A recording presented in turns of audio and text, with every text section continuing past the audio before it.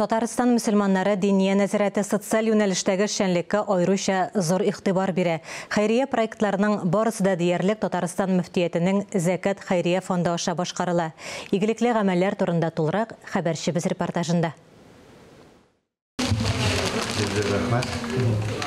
Мохтажлар арасында төрлесе бар. Кемнеңдер туганы, кемнеңдер баласы авыру. Гүзәл белән Ринатның игезәк балалары җитлекмичә туган. Кызның күзенә операция ясату өчен миллионлаган акча кирәк. Улыбыз Динар да ярдәмгә мохтаж дип Петровлар гаиләсе.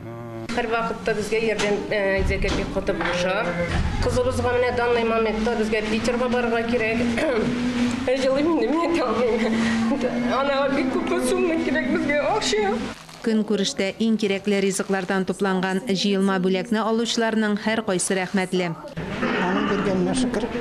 Сау сәламәт булып, исән-сау яшасыннар, исән-сау эшләсеннәр. Барысы өчен дә шөкрана кылам. Алланың рәхмәте яусын. Барыгызга да. Амин, рәхмәт.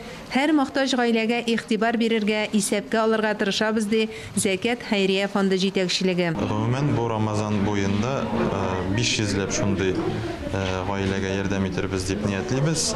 Иң кимендә 20 сырхау балага һәм 20 мохтаж улы кешегә акчалата ярдәм күрсәтергә планлаштырабыз.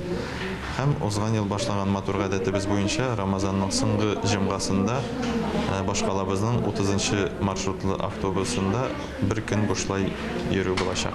Рамазан айында мөселманнар хәйриячелектә актив катнаша, чөнки Рамазанның төп асылы ул үз малыңнан мохтажларга өлеш чыгару. Мөмкинлеге булучы хәйриячеләр Зәкат фонды аша мохтажларга ярдәм итү марафонына кушыла ала. Мөршидә Җиһан, Дамир Мөхәммәтханов, Татарстан яңалыклары.